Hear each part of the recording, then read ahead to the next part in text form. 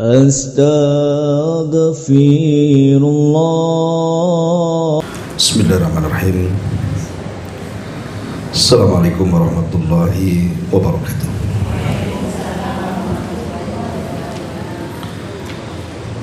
Alhamdulillah wassalatu wassalamu ala rasulillah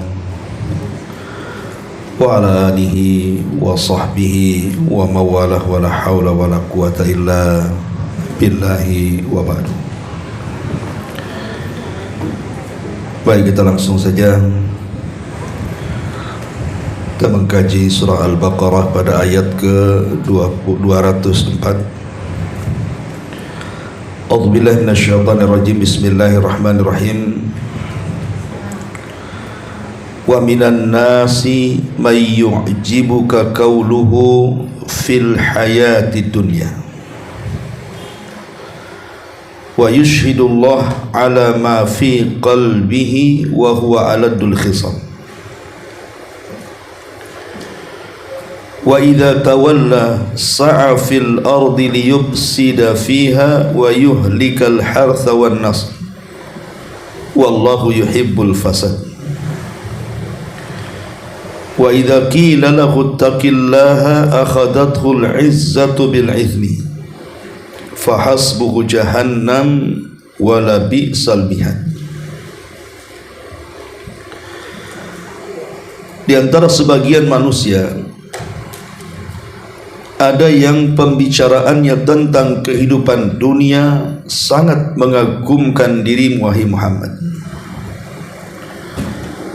dan dia menjadikan Allah sebagai saksi atas kebenaran isi hatinya, padahal dia adalah penentang yang paling keras.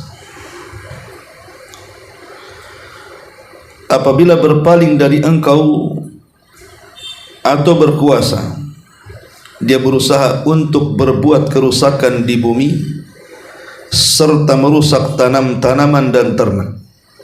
Allah tidak menyukai orang-orang yang suka merusak. Apabila dikatakan kepadanya, bertakwalah kepada Allah, tiba-tiba bangkit kesombongannya yang menyebabkan dia berbuat dosa lebih banyak lagi, maka cukuplah balasan baginya neraka jahanam. Sungguh neraka jahanam itu seburuk-buruk tempat tinggal. Ma'asyiral muslimat yang dimuliakan Allah Subhanahu wa taala, di sini Allah Subhanahu wa taala hendak membicarakan tentang sifat orang-orang munafik, di mana manusia itu terbagi menjadi tiga. Ada yang beriman, ada yang kafir, dan tengah-tengahnya ada munafik.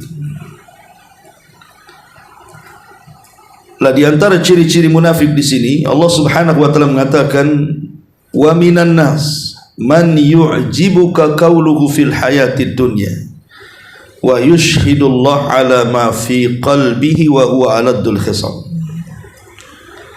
Di antara manusia ada yang pembicaraannya tentang dunia ini sangat mengagumkan, dan dia menjadikan Allah sebagai saksinya, padahal dia adalah orang yang paling menentang keras.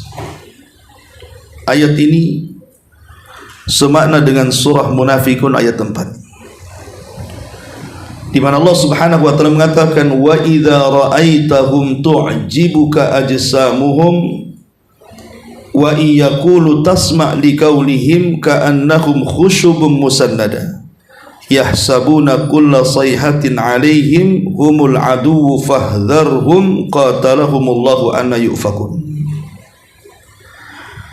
Dan apabila engkau melihat mereka orang-orang munafik, tubuh-tubuh mereka menjadikan kamu kagum, karena mereka selalu bicara mengagumkan di hadapan orang.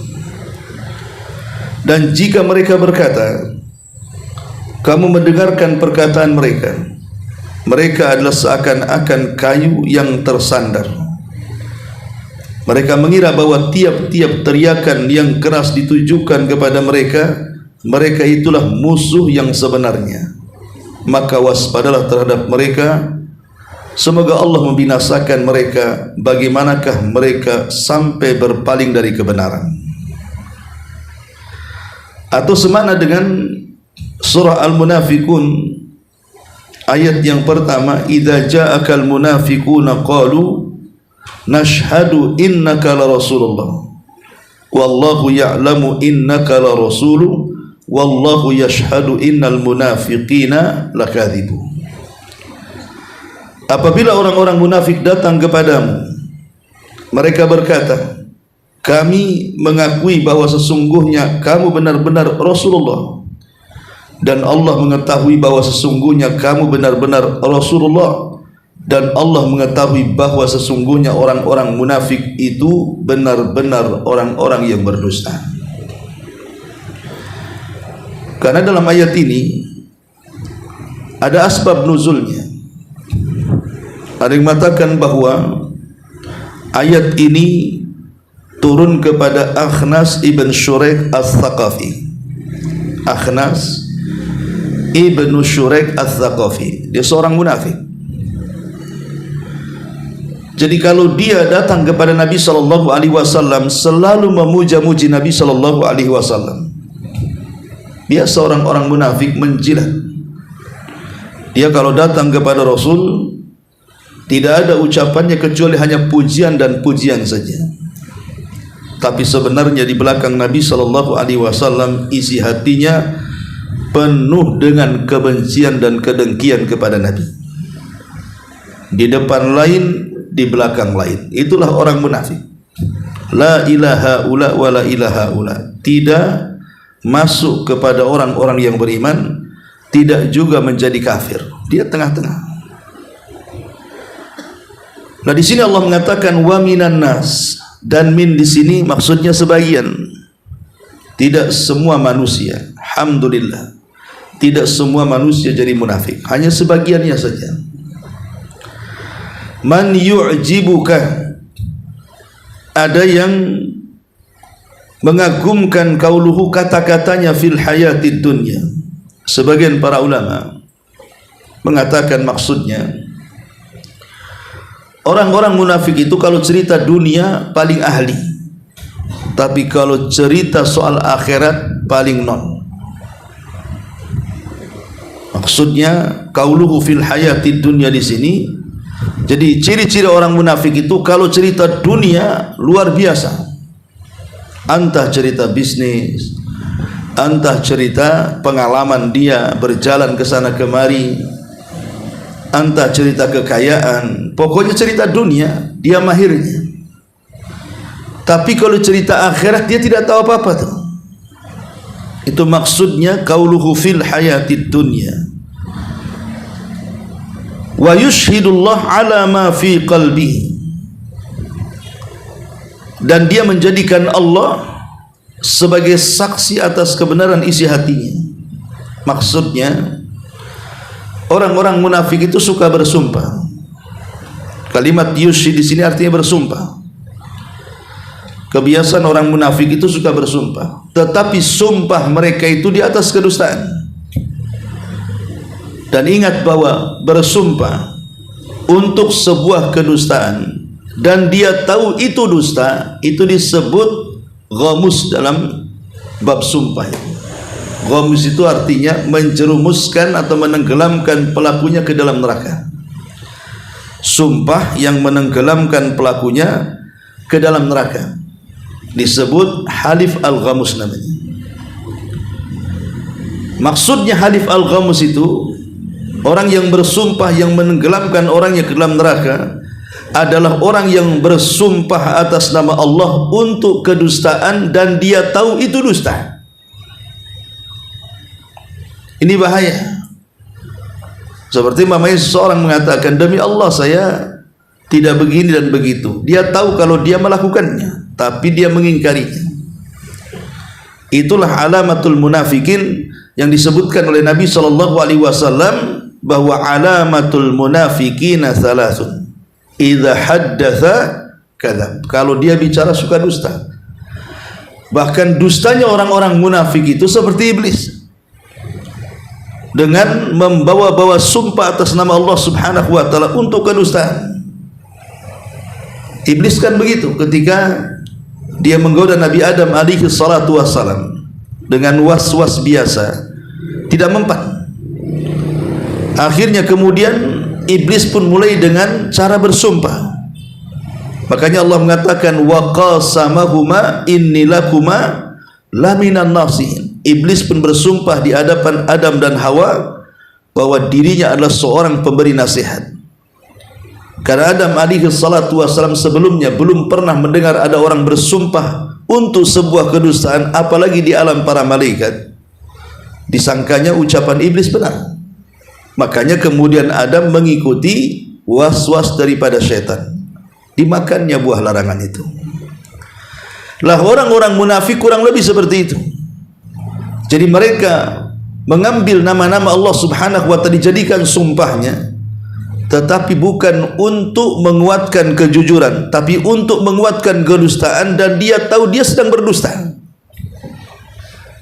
Inilah orang-orang munafik. Wa yushhidullah ala ma fi qalbihi. Dan dia menjadikan Allah sebagai saksi atas kebenaran isi hatinya. Maksudnya dia menggunakan sumpah atas nama Allah untuk membenarkan kedustaannya. Tetapi Allah mengatakan wa huwa aladdul khisam. Sementara dia orang munafik itu adalah penentang yang paling keras terhadap Islam.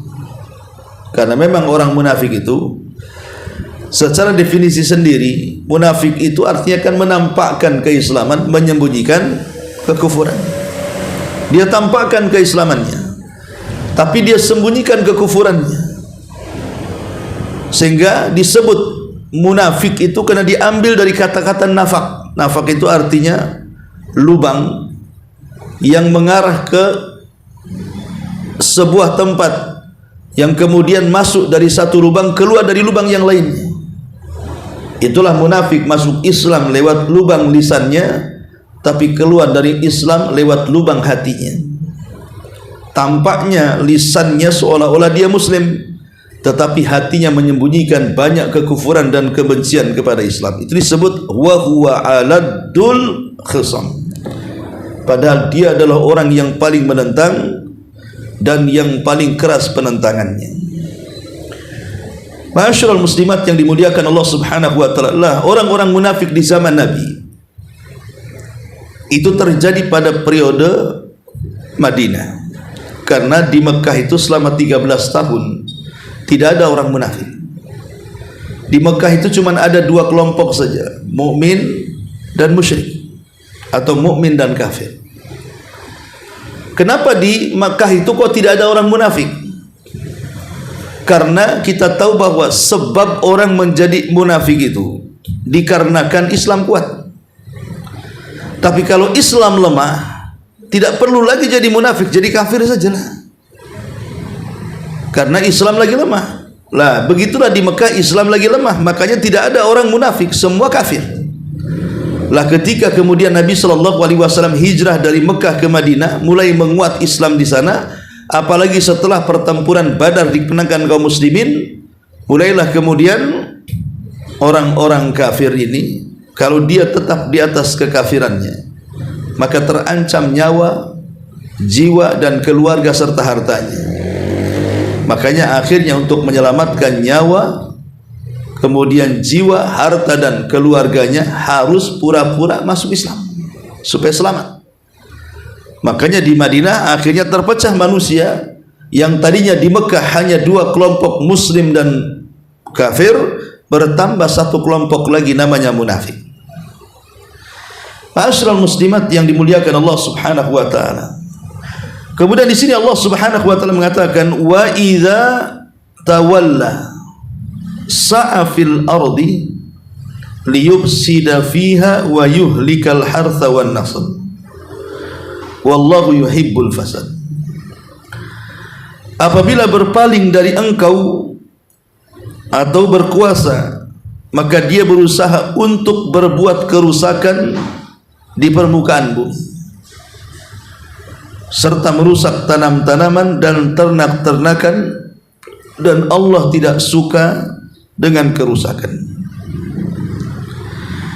Ma'asyiral muslimat yang dimuliakan Allah Subhanahu wa taala, inilah di antara bahaya orang munafik. Mereka selalu melakukan kerusakan di permukaan bumi. Anehnya, setiap kali mereka melakukan kerusakan, mereka menganggap mereka sedang memperbaiki. Wa idza qila lahum la tufsidu fil ardi qalu innama nahnu muslihun. Jadi kalau dikatakan kepada orang munafik, jangan kalian merusak, justru mereka berkilah dan mengatakan, kami tidak sedang merusak, kami sedang memperbaiki. Begitulah mental orang-orang munafik. Mereka tidak mengakui apa yang telah mereka lakukan, dan mereka berkilah bahwa mereka sedang melakukan perbaikan, tapi hakikatnya mereka sedang merusak. Dan itulah umumnya orang-orang munafik. Apalagi di zaman sekarang kan, munafik itu sudah berani terang-terangan. Di zaman Nabi itu susah untuk diketahui mana munafik mana tidak, karena orang-orang munafik di zaman Rasul itu menutup rapi, jangan sampai Rasul dan para sahabat tahu. Kalau bukan karena Allah yang memberitahu, Rasul tidak tahu mana munafik mana sahabat. Tapi di zaman sekarang ini terang-terangan munafik ini. Mereka merusak Islam, tapi mereka mengatakan ini bagian daripada Islam. Seperti contohnya orang-orang liberal yang mengatakan semua agama sama, semua agama pasti masuk surga, semua agama berbeda-beda jalan tapi satu tujuan, ke surga Allah Subhanahu wa taala, dan banyak lagi perkataan mereka. Dan mereka mengatakan inilah Islam yang moderat, inilah Islam yang sesungguhnya. Tapi sesungguhnya mereka sedang merusak Islam, karena tidak sama Yahudi dengan Muslim, atau dengan Islam, Nasrani dengan Islam, Hindu dengan Islam, dan begitu seterusnya. Bagaimana akan disamakan satu agama tauhid, satu agama yang tegak di atas kesyirikan? Tidak sama orang yang mengatakan Uzair anak Allah, Isa anak Allah, malaikat-malaikat putra Allah, dengan orang yang mengatakan Qul huwallahu ahad, Allahus samad, lam yalid walam yulad walam yakul lahu kufuwan. Tidak akan sama. Bagaimana akan disamakan? Yang satunya menetapkan bagi Tuhan anak, yang satu mengingkari bahwa Tuhan beranak.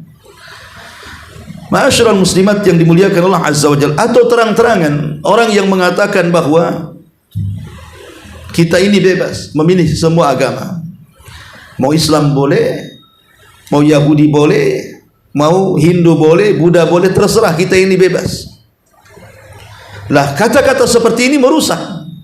Karena bagaimanapun Allah mengatakan inna dina indallahil Islam, agama yang paling diridhai Allah itu hanya di sisi Allah itu hanya Islam saja. Setelah kedatangan Nabi SAW, tidak layak Yahudi ataupun Nasrani memegang agama mereka, kecuali mereka harus beriman dengan Nabi kita Muhammad SAW. Jadi kata-kata seperti ini sering kita dengar.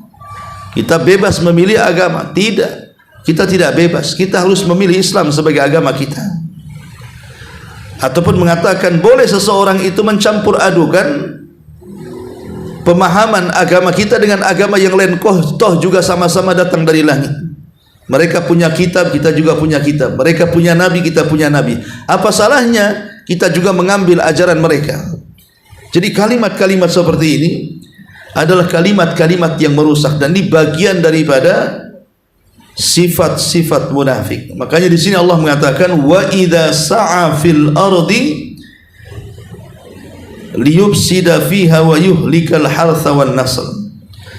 Apabila berpaling dari engkau dan berkuasa, dia berusaha untuk melakukan kerusakan di bumi serta merusak tanam-tanaman dan ternak. Allah tidak menyukai kerusakan. Kemudian Allah Subhanahu wa taala mengatakan wa idza qila lahu taqillah, apabila dikatakan kepada mereka orang-orang munafik, bertakwalah kepada Allah, bertobatlah, bertakwalah, takutlah, salat, pokoknya dinasihati, ya. Bangkitlah, akhadathul izzatu bil itsmi, bangkitlah kesombongan mereka yang menyebabkan dia berbuat dosa jauh lebih banyak lagi.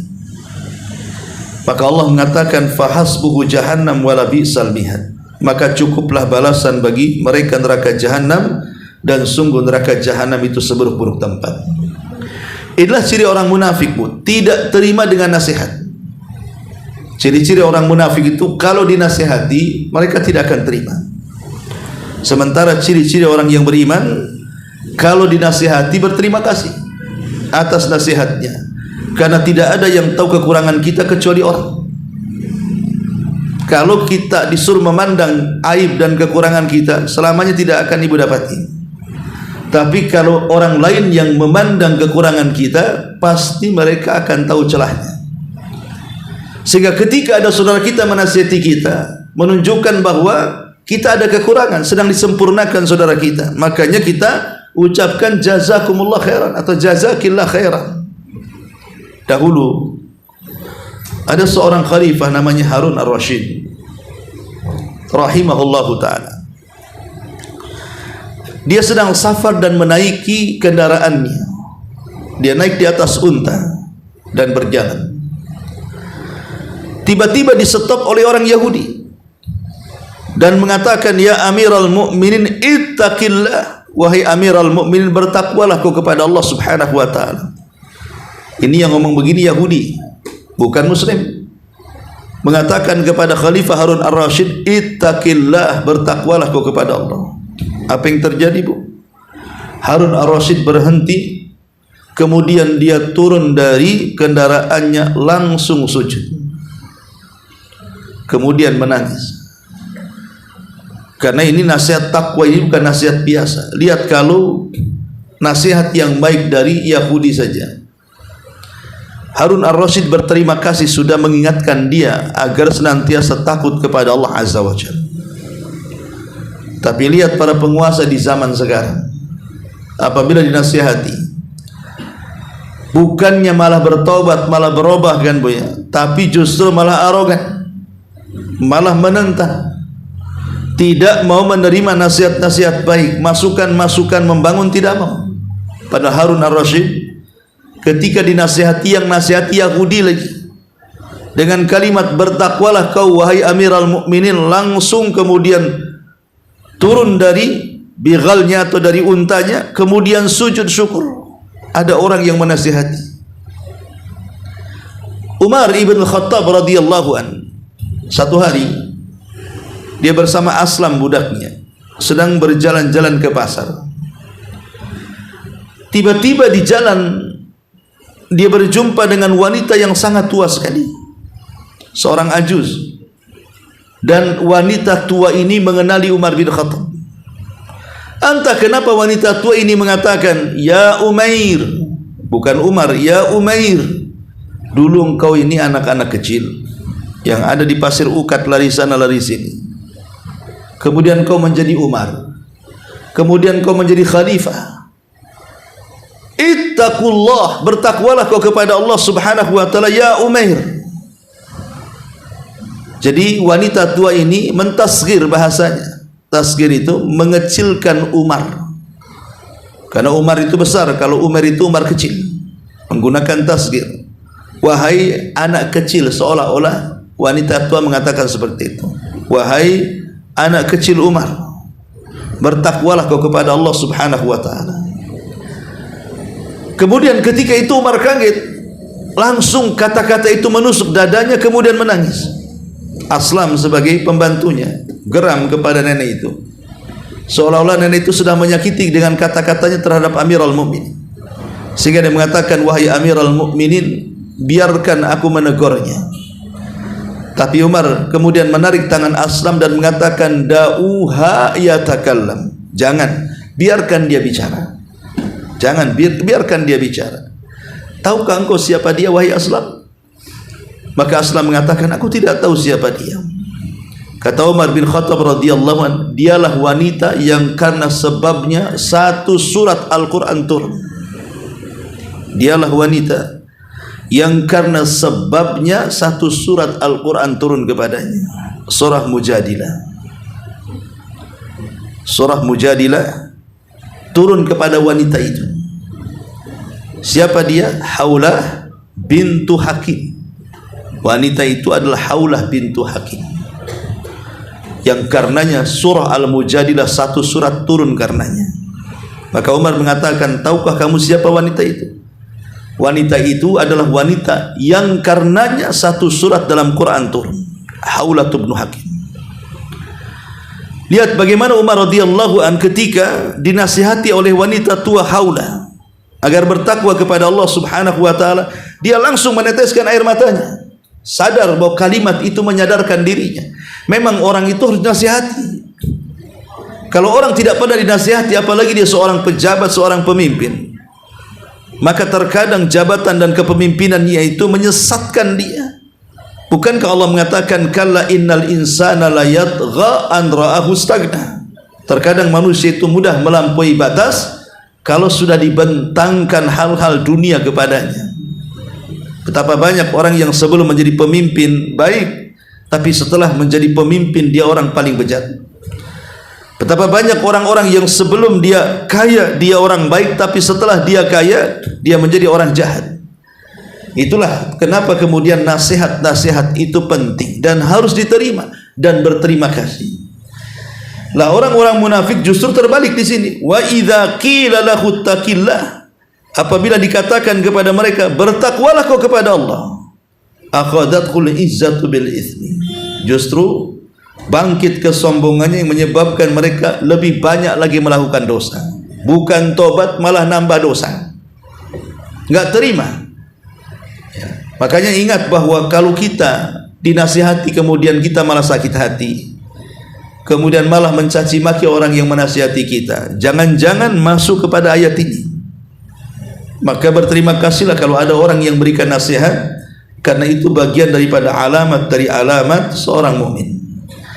Maka Allah Subhanahu wa taala akhiri ayatnya fahasbuhu jahannam wala bi'sal mihad. Maka cukuplah jahannam sebagai tempat mereka, dan jahannam adalah seburuk-buruk tempat tinggal bagi mereka.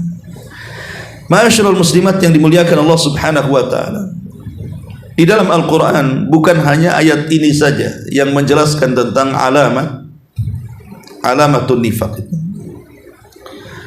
Banyak di beberapa ayat yang lain. Saya sebutkan pertama, di antara sifat orang munafik adalah at-tama'u asy-syahwani. Mereka manusia yang paling tamak terhadap dunia, dan mereka manusia yang paling mengikuti syahwatnya. Jadi orang munafik adalah orang yang paling tamak terhadap dunia dan yang paling tamak terhadap mengikuti syahwatnya. Dan itu disebutkan dalam surah Al-Ahzab 32. Kemudian juga di antara sifat munafik yang merusak adalah at-takabbur wal istikbar. Sombong dan merasa besar kepala. Sombong dan merasa besar kepala.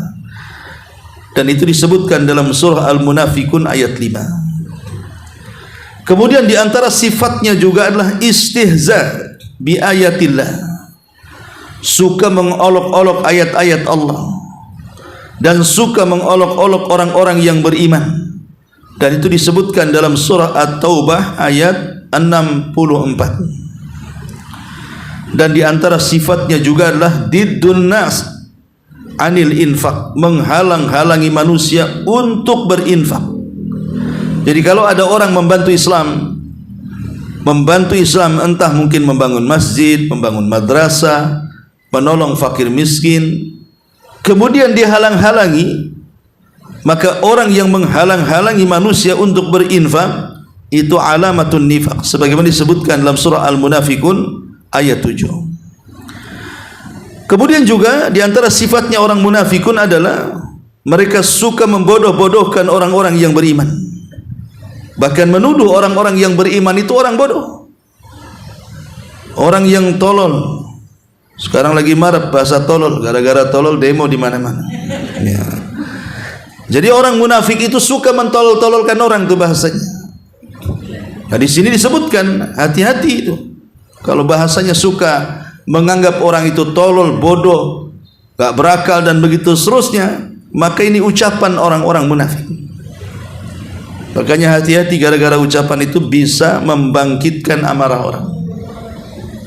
Saya kira orang yang mengucapkannya, dia tidak akan sadar bahwa akan terjadi seperti itu kepada dirinya kan. Dia enggak tahu kalau dia itu akan seperti itu, tapi begitulah Allah Subhanahu wa taala. Terkadang bisa membalikkan keadaan. Qulillahumma malikal mulki tu'til mulka man tasha wa tanzi'ul mulka mimman tasha wa tu'izzu man tasha wa tudhillu man tasha biyadikal khair. Allah lah yang memberikan kerajaan, Allah juga yang mencabutnya. Allah yang memberikan kemuliaan, Allah juga yang mencabutnya. Allah bisa mencabut dalam seketika, gara-gara satu ucapan habis semuanya. Karir, harta, semuanya. Naudzubillah. Sebagaimana disebutkan dalam surah Al-Munafiqun surah Al-Baqarah ayat 13. Kemudian juga di antara sifat munafik adalah mereka lebih loyal kepada orang-orang kafir dibandingkan orang-orang yang beriman. Sebagaimana disebutkan dalam surah An-Nisa ayat 138 dan 139. Dan di antara sifat-sifat orang munafik adalah at-tarabus bil mu'minin, mengintai kelemahan orang-orang yang beriman, kemudian menginformasikan kelemahan ini kepada musuh-musuhnya. Sebagaimana disebutkan dalam surah An-Nisa 141. Kemudian di antara sifat orang munafik adalah mukhada'atullah, menipu Allah. Padahal mereka yang tertipu dan mereka malas untuk melakukan ibadah kepada Allah Subhanahu wa taala, sebagaimana disebutkan dalam surah An-Nisa 142.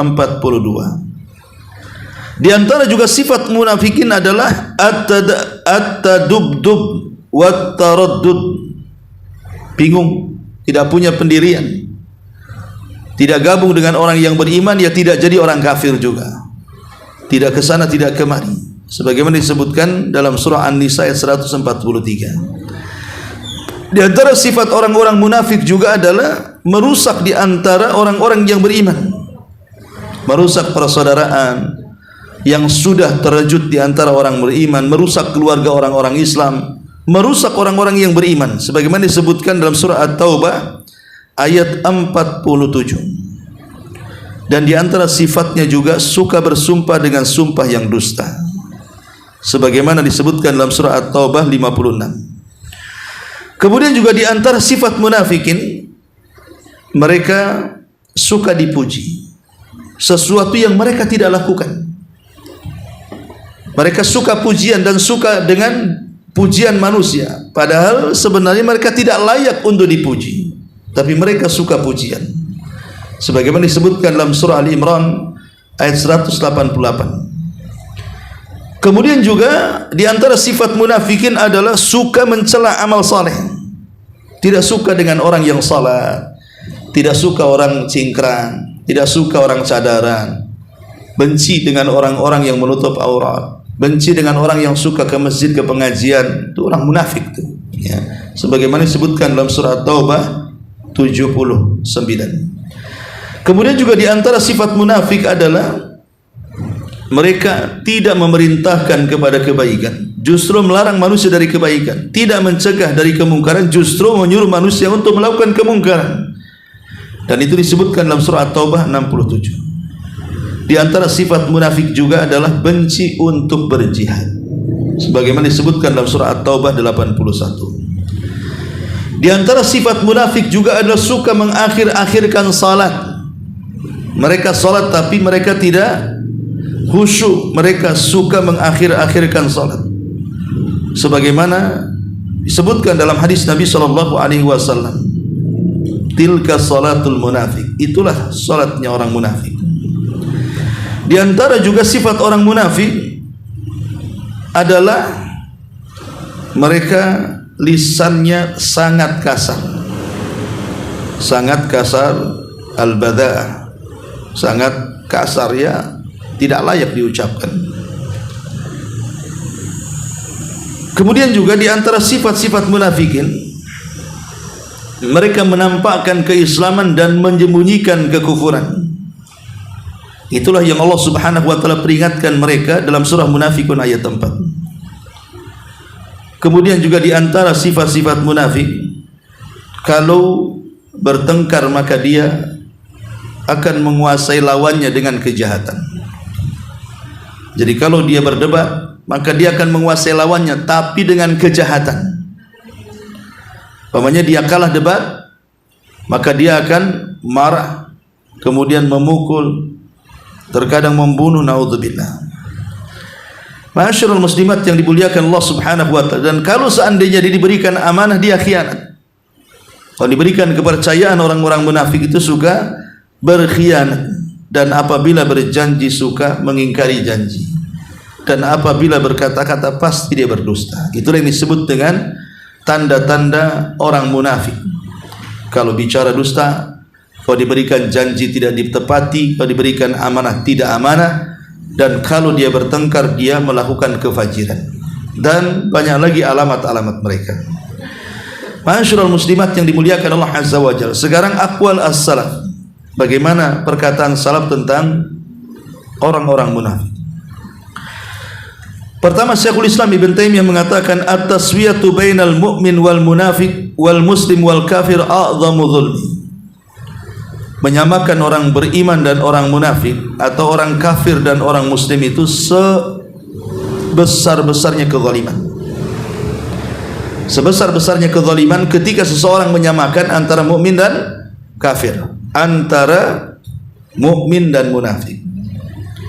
Tidak boleh disamakan. Mukmin mukmin, munafik munafik. Sama dengan muslim muslim, kafir kafir. Tidak sama. Tidak boleh menyamakan, karena menyamakan itu sama dengan melakukan kezaliman yang paling besar, kata Syekhul Islam Ibn Taimiyah rahimahullahu ta'ala. Kemudian juga berkata Fudail ibn Iyad rahimahullahu ta'ala, al-ghibtatu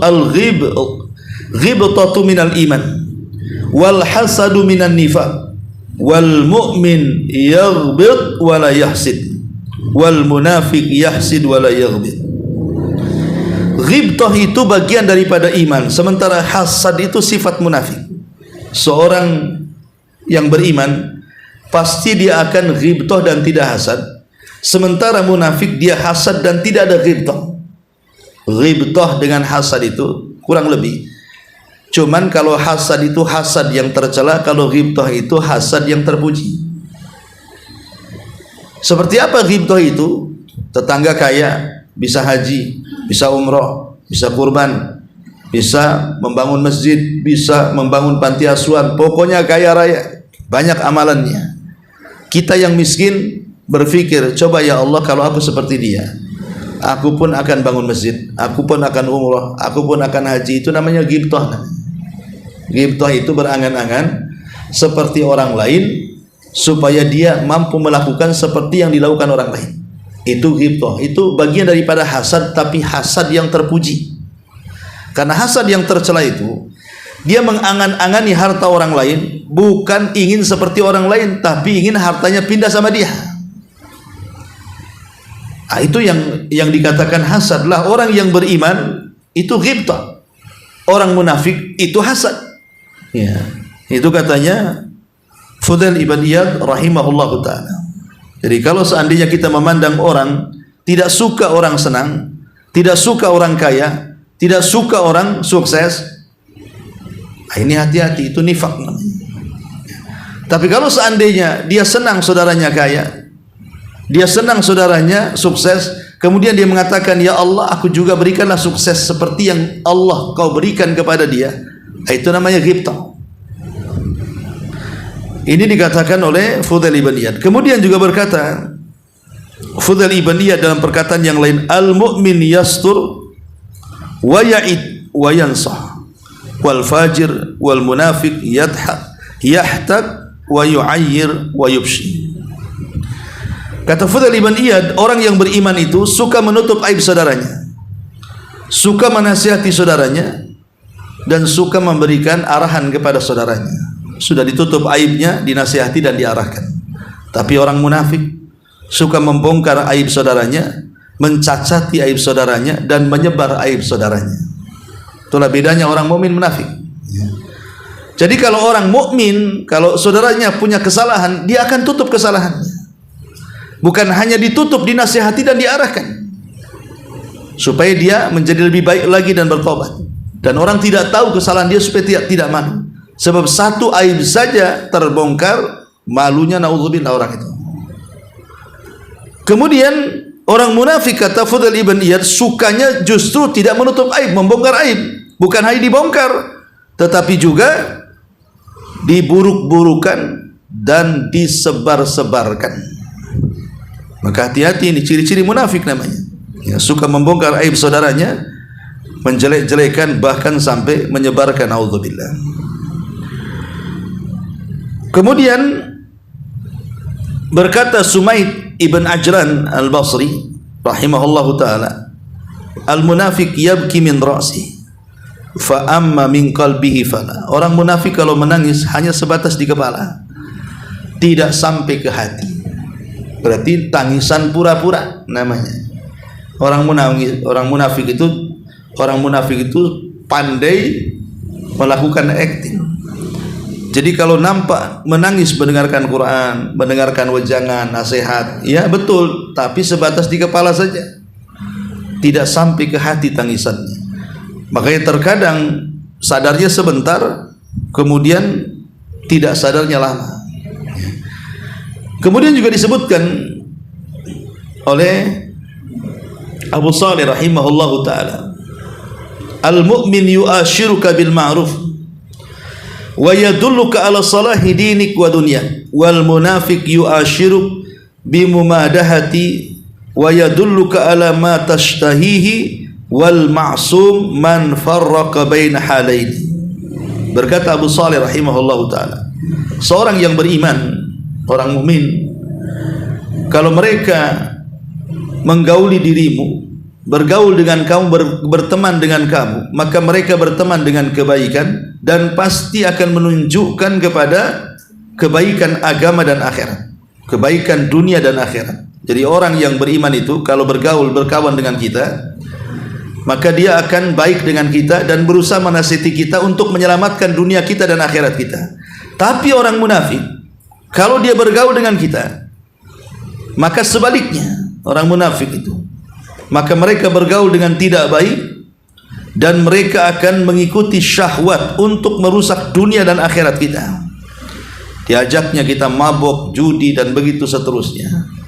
Nah, ini diantara juga termasuk sifat-sifat munafik, kata Abu Salih. Kemudian juga dikatakan Imam Ibnul Qayyim rahimahullahu ta'ala bahwa sifat munafik ini terkadang tampak dari wajah-wajah dan falatatul lisan. Jadi terkadang kita bisa mengetahui si fulan munafik, si fulan tidak munafik itu pertama dari wajahnya, kata Imam Ibnul Qayyim.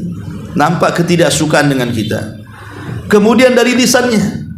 Terkadang lisannya itu cacian, makian, hinaan, gibahan dan begitu seterusnya. Dan Imam Ghazali rahimahullahu ta'ala mengatakan bahwa man ahsanal qawla wa asa'al amala kana munafiqah. Siapa yang baik ucapannya tapi jelek amalannya, itulah munafik. Ucapannya bagus tapi amalannya buruk, itulah munafik. Ya. Wallahu a'lam. Ini diantara perkataan ulama tentang seputar nifaq. Baik, sampai di sini. Sebelum saya tutup, silakan kalau ada yang bertanya.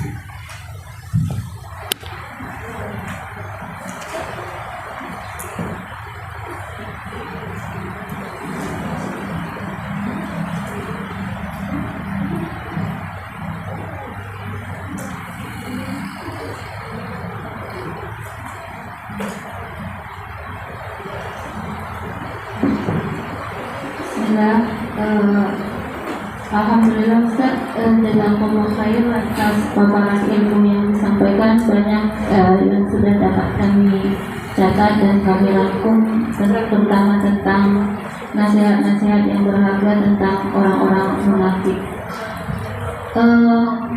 Yang ingin ditanyakan sini Ustaz sedikit, ini tadi tentang ciri-ciri salah satu orang munafik adalah menolak nasihat.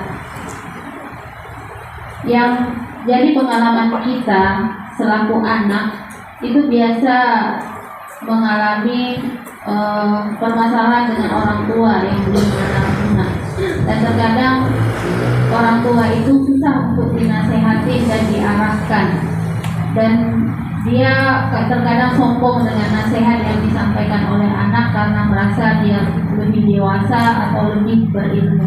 Apakah bisa disebutkan orang tua kita ini memiliki ciri-ciri munafik, Ustaz? Ya, alhamdulillah. Kita tahu bahwa Al-Quran itu al-ibratu bi umumil lafzi la bi khususi sabab. Ibrah dalam Quran itu mencakup umumnya lafaz, bukan khususnya sebab. Artinya ayat ini umum, siapapun yang terkena dengan ayat ini maka dia terkena sifat munafik. Jadi sifat nifak ini bisa terkena siapa saja. Tapi kan karena sifat-sifatnya kan banyak munafik. Salah satunya adalah berdasarkan firman Allah, wa idza qila lahu taqillah akhadhatul izzatu bil itsmi. Kalau dikatakan kepada mereka bertakwa kepada Allah, berubah, sholat, jangan melakukan dosa, kau sudah tua, dan begitu seterusnya. Malah kemudian sombong, marah, menolak nasihat, dan begitu seterusnya. Iya, dia termasuk orang tua yang memiliki sifat nifak. Memiliki sifat nifak.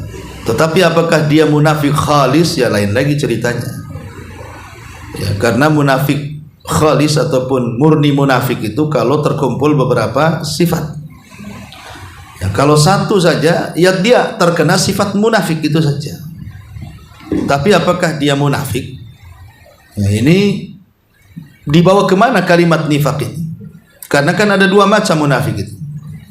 Ada yang pertama yang paling bahaya disebut munafik al-i'tiqad. Itu bisa kufur. Bahkan nerakanya lebih dalam dibandingkan orang kafir. Munafik i'tiqadi ini, munafik keyakinan. Inilah yang terjadi di zaman Nabi. Pura-pura masuk Islam tapi menghancurkan Islam. Lisannya nampak manis dengan Islam tapi hatinya benci. Itu namanya munafik keyakinan, membenci Islam dalam hatinya. Ini bukan munafik, ini kafir. Kafir bertopeng, munafik. Sehingga nerakanya lebih dalam dibandingkan orang kafir asli. Yang Allah katakan innal munafiqina fi darkil asfali minan nar. Orang munafik itu diintip neraka yang paling dalam. Adapun yang kedua, ada munafik al-amal namanya. Munafik amal. Munafik amal itu tidak keluar dari Islam. Munafik amal itu tidak mengeluarkan pelakunya dari Islam, tapi dia terkena sifat munafik. Seperti kalau ngomong dusta, kalau berjanji khianat, dikasih amanah tidak amanah, kalau berdebat justru dia ingin menang sendiri, atau tadi dinasihati malah melawan, dan begitu seterusnya. Nah, itu namanya tersifati dengan sifat nifak amali, tidak mengeluarkan dari Islam, tapi dia sombong dengan kebenaran. Ya. Apakah dia terkena sifat nifak? Ya, terkena sifat nifak. Tapi apakah dia masuk pada kategori munafik yang dikekalkan neraka? Tidak. Karena munafik yang dikekalkan neraka itu kalau munafik berkaitan dengan keyakinan,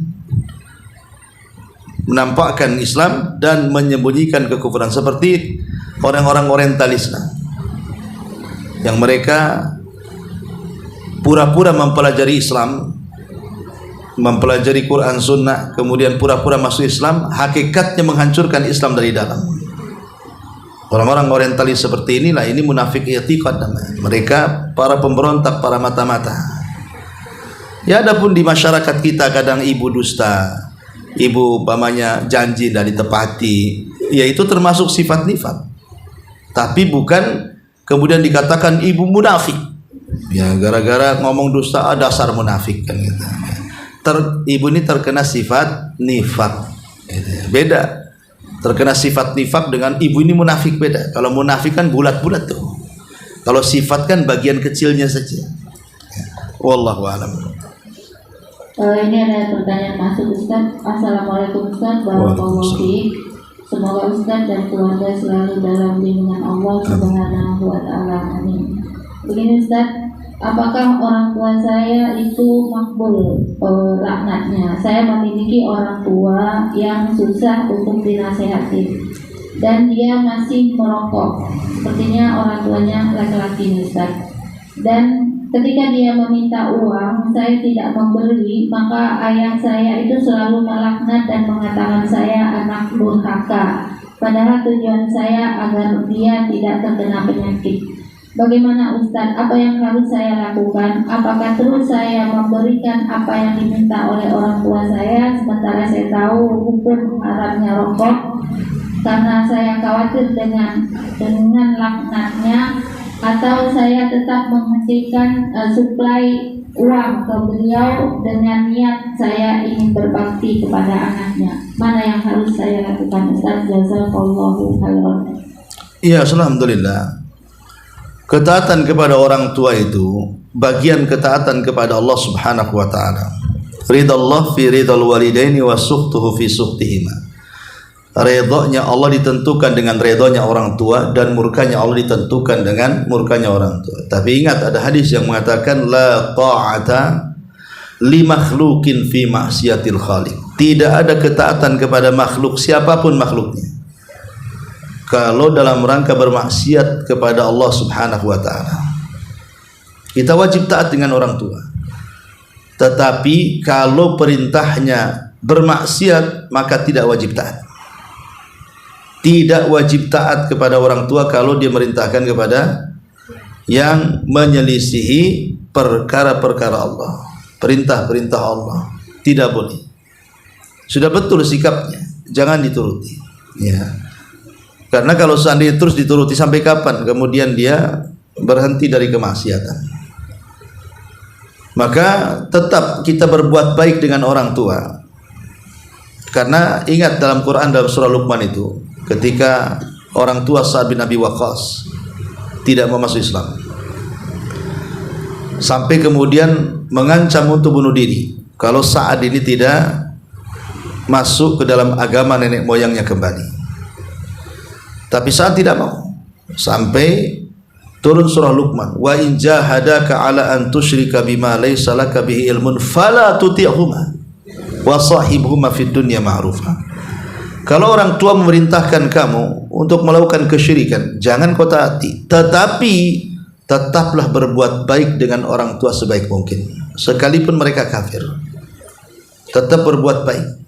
Apalagi orang tua kita muslim.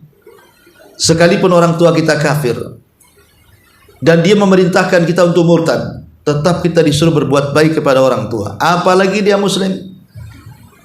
Kalau hanya kemudian dia meminta sesuatu, kemudian kita tidak kasih karena untuk kemaksiatan, akhirnya dia mencaci, memaki, melaknat dan begitu seterusnya, ya ini bagian daripada ladang pahala. Anak harus sabar, kemudian cari cara, ya, cari cara untuk supaya orang tua hatinya luluh. Ya, bagaimana caranya supaya luluh orang tuanya? Ya, dia pandai-pandai dia lah cari cara. Karena bagaimanapun kalau orang tua masih hidup, bersyukur. Karena disitulah kita mendapatkan banyak pahala, pahala sabar. Karena terkadang orang tua kita ini kalau sudah tua ngomongnya nggak jelas kan, itu ya, nyakitin hati kadang-kadang. Nah, kemudian juga di situ kita dapat selain pahala sabar juga pahala syukur, kita bisa berbuat baik. Orang tua kita masih dapat. Jadi banyak pahala yang didapati bagi orang tua yang masih hidup. Bersyukur kalau masih orang tua masih hidup. Ya, walaupun dia jahat, walaupun dia ahli maksiat, justru itu ladang pahala bagi anak tuh. Bagaimana caranya seorang anak bisa memperbaiki orang tua, itu PR dia. Karena semakin orang anak berpikir keras untuk memperbaiki orang tuanya, maka semakin dekat dia dengan surganya. Karena dia ada niat baik untuk mengajak orang tuanya ke surga masalahnya. Tapi semakin cuek anak kepada orang tua, terserahlah. Antem-antem mau apa, mau mabok, mau apa, mau judi, terserahlah, mati-matilah kan gitu. Nah, itu anak durhaka itu namanya.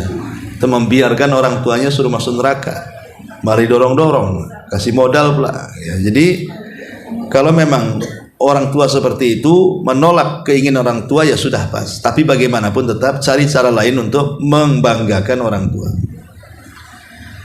Ataupun kalau dia kemudian terus seperti itu, ya kita memberi kepada orang tua bukan untuk niat itu. Namanya orang tua itu suka judi, suka mabok, gitu kan. Kalau nggak dikasih duit, mabok. Kapan kalau dikasih duit mabok, kalau nggak dikasih marah-marah, maki-maki, bisa sampai mengeluarkan kata-kata dan begitu seterusnya.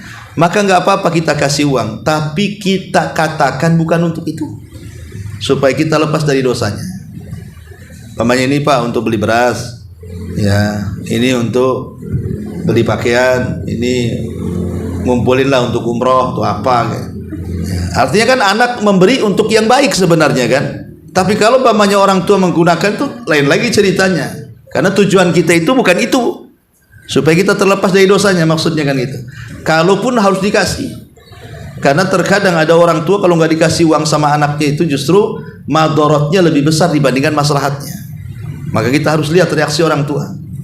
Kalau sampai gara-gara nggak dikasih uang untuk beli apa tadi namanya rokok, kemudian sampai memaki melaknat, ini kan madorotnya lebih besar. Ya sudah, kasih saja. Kalau memang sampai seperti, apalagi sampai menyakiti, memukul, melaknat ataupun mengancam untuk putus hubungan anak bapak, ini kan bahaya. Tapi kita ngasih itu dikurangi kemudian, karena kemaksiatan itu kalau tidak bisa ditinggalkan ya dikurangi lah. Dikurangi, biasa ngirim 1 juta, kasihlah sedikit sekarang kan.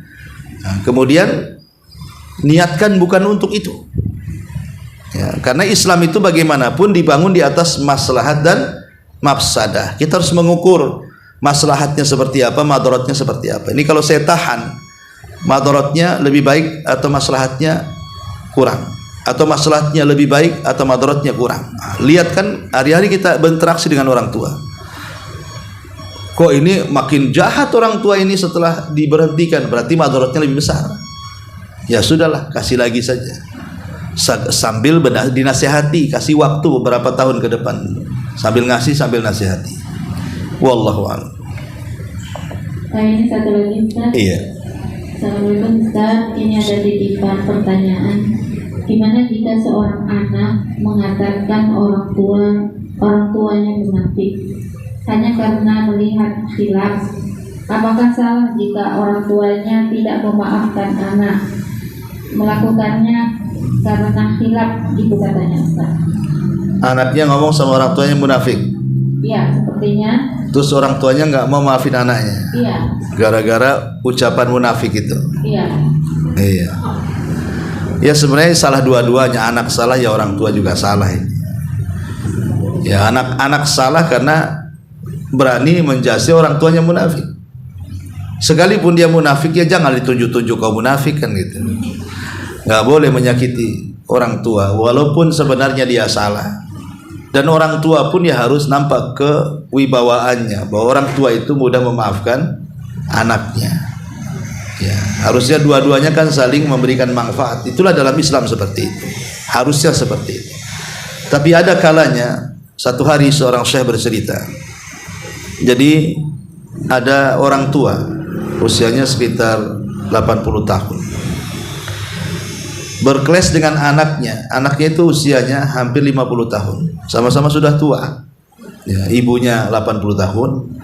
Anaknya sudah mau dekat 50, kan sudah sama-sama tua tuh anak sama ibu tuh. Berkelas. Tidak mau anaknya itu keras dengan orang tuanya. Entah masalahnya apa, pokoknya musuhan antara anak dan orang tua ini. Jadi namanya keibuan, walaupun bagaimanapun mungkin anaknya yang salah. Jadi ibu ini datang ke salah satu syekh dan mengatakan, ya syekh, bisa bantu saya enggak? Kata saya, apa yang bisa saya bantu wahai ibu? Dia mengatakan, saya ada masalah dengan anak saya. Bisa enggak kau datang denganku kepada anak saya dan kau nasihati dia agar menyudahi semua konflik keluarga ini.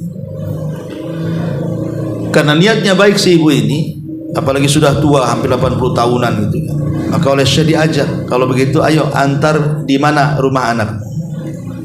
Akhirnya sama syekh diajak ibu ini ke rumah anaknya. Ya anaknya sudah hampir tua juga, sudah 50-an juga kan. Ketika ketemu, ibunya minta maaf agar disudahi konflik keluarga.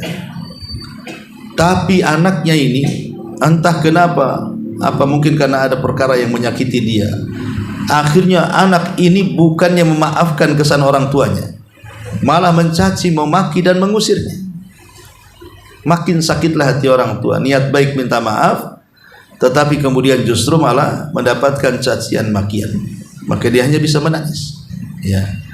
Tapi karena tidak tahan dicaci maki, niat baik malah dicaci maki, terucaplah kalimat doa yang tidak baik dan mengatakan, ya Rabb, karena anakku sudah merobek hatiku, dan sudah membakar lubuk hatiku, maka robek dan bakarlah hatinya. Kemudian pergi sama Syekh ini. Padahal Syekh sudah berusaha nasihati anak itu, tapi anak itu memang sudah keras kepala, sudah kerasukan setan tuh apa mungkin ya, mau maafkan orang tuanya. Lah selang beberapa hari dari peristiwa itu, disitulah anak laki-laki ini tiba-tiba mengalami sakit dada yang luar biasa, panas seolah-olah terbakar. Panas terbakar, pokoknya tidak bisa tidur beberapa hari. Dadanya kayak ada api terbakar gitu ya. Maka dia teringat dengan ucapan orang tuanya sebelum pergi, karena engkau sudah membakar hatiku, maka semoga Allah bakar hatimu juga kan. Akhirnya dia teringat ucapan orang tuanya, langsung mendatangi rumah orang tuanya hendak minta maaf. Tapi orang tuanya tak mau memaafkan, sekarang terbalik. Ya. Tutup rapat pintunya, tidak mau. Akhirnya anak ini bingung, datang ke Syekh yang ngantar kemarin, minta agar Syekh ini datang kepada orang tua memaafkannya. Akhirnya Syekh ini berusaha membujuk, namanya orang sudah tua, digituin ya mungkin juga nggak terima kan itu. Tapi dengan kebaikan Syekh ini, kepiawaian dia merayu orang tua, akhirnya ikut memaafkan. Sejak itulah pas orang tuanya maafkan, hilang tuh perasaan sakit di dada anak itu yang terasa panas seolah terbakar ini. Nah ini satu gambaran di masyarakat Arab kan. Terkadang di sana saja seperti itu, ada anak yang berkonflik dengan orang tuanya dan tidak memaafkannya. Itu di sana gitu ya. Yang jelas banyak para ulama, ada Mekah, ada Madinah di sana kan. Apalagi di tempat kita yang jauh dari Mekah, yang jauh dari ulama, yang mungkin konflik antara anak dan orang tua itu sudah terbiasa. Bahkan sampai memutus silaturahim, bahkan sampai tidak mau berhubungan. Bahkan lebih daripada itu sampai menyakiti, bahkan sampai membunuh, naudzubillah. Ya, makanya saya nasihati kepada ibu tadi ya kalau memang dia telah tersakiti gara-gara munafik, apalagi alasan anaknya sudah jelas khilaf. Kata anaknya kan khilaf, dia mengatakan seperti itu. Ya sudah, terima saja alasannya. Karena kan anaknya sudah ngaku salah, dia mengatakan khilaf, ya sudah khilaf. Artinya memaafkanlah, jangan sampai tidak dimaafkan. Boleh jadi terkadang setelah konflik seperti ini Allah akan mencarikan jalan keluarnya justru terkadang hubungannya akan jauh lebih baik dibandingkan sebelumnya. Wallahu a'lam. Tadi itu alasannya ibunya tidak memaafkan, ini masuk lagi WA-nya Ustaz. Karena si anak kata dituduh oleh orang tua, dianggap oleh orang tua sudah membuka aib keluarga dan aib orang tua, makanya orang tuanya tidak ingin memaafkan. Iya, alhamdulillah, berarti memang orang tuanya masih keras hatinya ya. Allah saja Ghafur, Maha Pengampun. Masa makhluknya tidak mau mengampuni manusia lainnya, apalagi itu anaknya. Mengampuni tidak harus berdamai. Mengampuni itu tidak harus berdamai, artinya tidak harus ketemu. Karena sudah benci, mamanya ibu berkonflik dengan orang, dengan tetangganya ya. Ibu sudah mengikhlaskan, udahlah tidak apa-apa, tapi saya tidak mau ketemu dia, nggak masalah. Karena kalau ketemu nanti kebayang lagi, sama dengan Nabi SAW ketika melihat Wahsy, karena dia membunuh Hamzah walaupun dia masuk Islam. Tapi Rasul kalau memandang wajah Wahsy teringat Hamzah lagi, keluar lagi panasnya kan itu hatinya kan. Maka dia mengatakan, ya Wahsy, kalau engkau hadir di majelisku, kau duduk paling belakang, jangan kulihat wajahmu, katanya. Itu Nabi manusiawi kan. Nabi juga kalau melihat Wahsy ingat Hamzah. Hamzah paman yang dicintai dia, meninggal sama Wahsy, ditusuk kan gitu. Tahu-tahu yang bunuhnya masuk Islam ya. Lah terkadang kita bisa memaafkan tapi tidak mau ketemu kan gitu ya. Ya tetap kita maafkanlah orang tua sama anaknya. Ya, tapi kalau soal urusan harus ketemu enggak, kalau sementara waktu ya jangan dulu.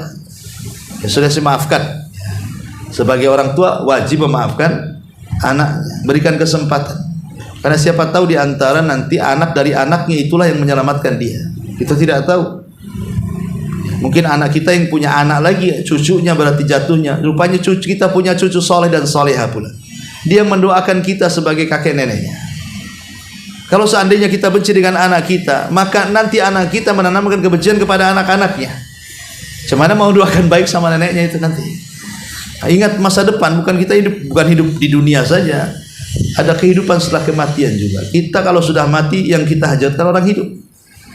Ya. Kalaupun seandainya tidak bisa dimaafkan sekaligus, maka pelan-pelanlah. Karena terkadang memang untuk merubah hati manusia itu memang bukan perkara mudah. Kalau ada piring kotor dikasih Sunlex saja bisa tuh bersih. Tapi kalau sudah hati yang tersakiti mau dibersihkan, tidak bisa minum Sunlex, mati. Ya memang harus pelan-pelan kan. Terbiasa harus pelan-pelan, maafin sampai melihat keseriusan anaknya memperbaiki, itu saja. Kan ini kan kesempatan bagi orang tua untuk mendidik anak sebenarnya kan. Baik saya maafkan, tapi saya lihat keseriusan kamu berubah. Ini kesempatan juga. Nanti kan berjalannya waktu nampak anak ini memang minta maafnya tulus atau tidak, mau berubah atau tidak, kan nampak kesehariannya nanti. Itu juga dijadikan ajang mendidik anaknya. Wallahu a'lam. Satu lagi Ustaz, Iya. seperti ini pertanyaan yang terakhir. Bismillah, Assalamualaikum Ustaz, barakallahu fiik. Ustaz, saya ingin bertanya mengenai ciri-ciri tadi orang munafik yang loyal dengan orang kafir dan benci dengan orang Islam. Pertanyaan saya begini Ustaz, saya memiliki ibu yang masih kafir, dulunya Chinese, dan saya selalu memberikan bantuan kepada ibu saya yang orang kafir, sementara saya punya saudari juga sudah masuk Islam, yang ekonominya juga rendah, tapi saya lebih mendahulukan ibu saya. Apakah saya termasuk orang munafik Ustaz, karena lebih loyal dengan orang kafir ketimbang dengan orang muslim? Demikian. Ya, alhamdulillah. Loyal dengan orang tua bukan karena kekafirannya, karena dia orang tua kita, tidak ada masalah. Boleh jadi itu sebab hidayah orang tua.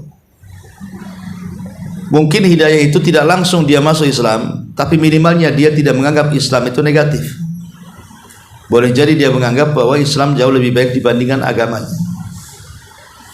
Jadi kalau dia loyal dengan orang tuanya bukan karena agama ya, karena menganggap itu orang tua, tidak ada masalah. Memang seperti itu. Wasahibhuma fid dunya ma'rufa.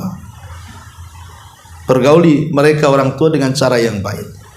Kita tidak boleh mengurang hak mereka tentang dunia walaupun mereka kafir. Kalau orang tua ya, berbuat baik kepada orang tua itu walaupun dia kafir, tidak boleh mengurangi hak dunia mereka.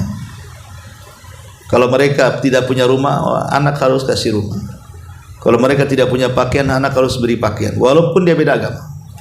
Hak mereka tidak terputus. Tapi di akhirat hak mereka terputus. Dua anak tidak berlaku kepada orang tua kafir. Kemudian warisan anak tidak berlaku kepada orang kafir. Kemudian syafaat anak tidak berlaku kepada orang kafir. Pokoknya kalau urusan akhirat terputus sampai di situ. Tapi kalau hak kita sebagai anak kepada orang tua, apalagi itu orang tua kandung, ya memang sudah sewajarnya kita ini memberikan apapun yang mereka kehendaki supaya bagian daripada dakwah. Ya tadi saya katakan minimalnya walaupun mereka tidak masuk Islam, tapi tidak menganggap Islam itu jahat, tidak menganggap Islam itu negatif ya. Kecuali kalau ya tadi ada sikap loyalnya ya, karena lain lagi itu ceritanya, itu kan urusan hati. Loyalitas kan urusan hati. Kita tidak tahu menilai orang itu loyal kepada orang kafir atau tidak kan. Itu urusan hati. Walawal baraid. Wallahu a'lam. Iya, saya kira cukup. Subhanallah bihamdika, asyhadu an la ilaha illa anta astaghfiruka wa atubu ilaik. Allahu taala alam. Assalamualaikum warahmatullahi wabarakatuh.